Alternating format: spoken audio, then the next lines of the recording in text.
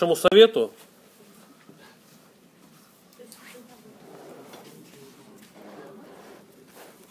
пока будут делаться какие-то документы, да, а это займет год или два,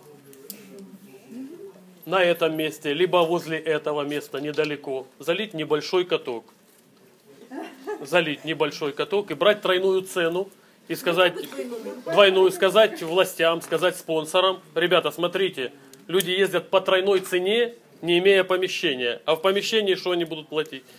А вы еще можете поставить вокруг этого катка кабинки и брать деньги за просмотр. Вот. За подглядывание за катающимися. Я немножко не поняла. То есть это и будет какой-то прототип.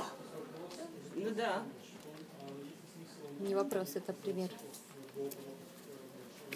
Ну, это будет как прототип. То есть он будет, как сказать, почин, да? Люди идут на маленький, залит, его еще ничего нет, просто ковзанка. Выбрать холодное время года, самые морозные 20 дней, залить его и посмотреть спрос. Есть ли на это спрос? А почему так дорого? В тройную цену? Да. Фанатов в первую очередь увидеть, потом снизить цену, сделать двойную. Николай, можно вопрос? Можно вопрос? Да. А скажите, а в чем вот именно социальное предпринимательство? Где, Именно здесь? Да. Ну, молодежь, раз, дети, два, спортсмены, три. Ну, переселенцев 20%, и в основном им это интересно и нужно. Да. Совершенно верно. Они в Донецке все это имели, выехали сюда, ничего это не имеют. И будем ли иметь вообще... Ну и вообще это нужно делать почему-то. Смотрите, когда мы жили в Советском Союзе, еще в квартирный сектор имел унитазы, а мы, как бы живущие в частном секторе, мы когда унитазы увидели? Где-то в 90-х и в 2000-х. То есть все равно это мы должны видеть. То есть в Европе люди с этим живут уже 100 лет. Да, совершенно верно. То есть в маленькой деревне в Чехии, в 10-тысячной, есть такой каток. В Канаде есть, в маленькой деревне есть такой каток. I would like to Да. I would kind of like to cut this conversation about the ice ring. There's a legitimate discussion: is it a social enterprise or not? We can have a debate about this question, and it is an interesting debate to be had.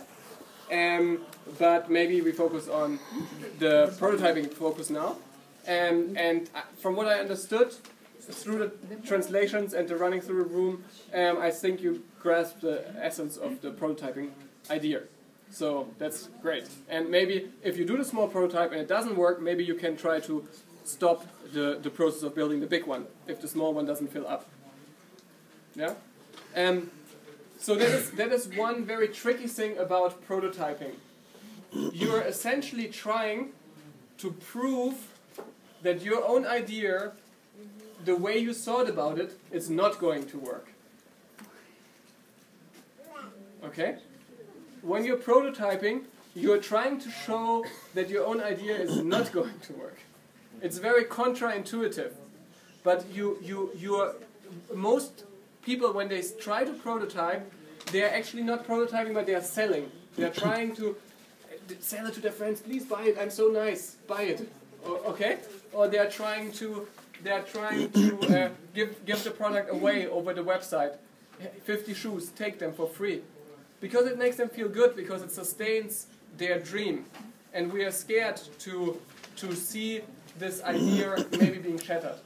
But to make sure that we don't do the same mistake that the Chilean entrepreneurs did with the 2.5 years I mentioned before, it is a good idea to test our own ideas very harshly and to see for things why it might not work. And if we are finding reasons why it might not work, we can still adjust it and make it and work on it until we get to something that actually does work. Or in some cases not.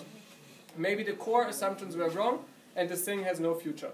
And still, it is better you learn that 2.5 years and $1 million before than 2.5 years and $1 million later.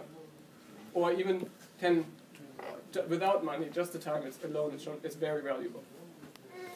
Okay, so we have one very spectacular case of a tested and failed prototype with great learning outcomes that will now lead into a new attempt of doing it differently. Okay? So I'm very happy that we have David with us, who will share with us the history of a failed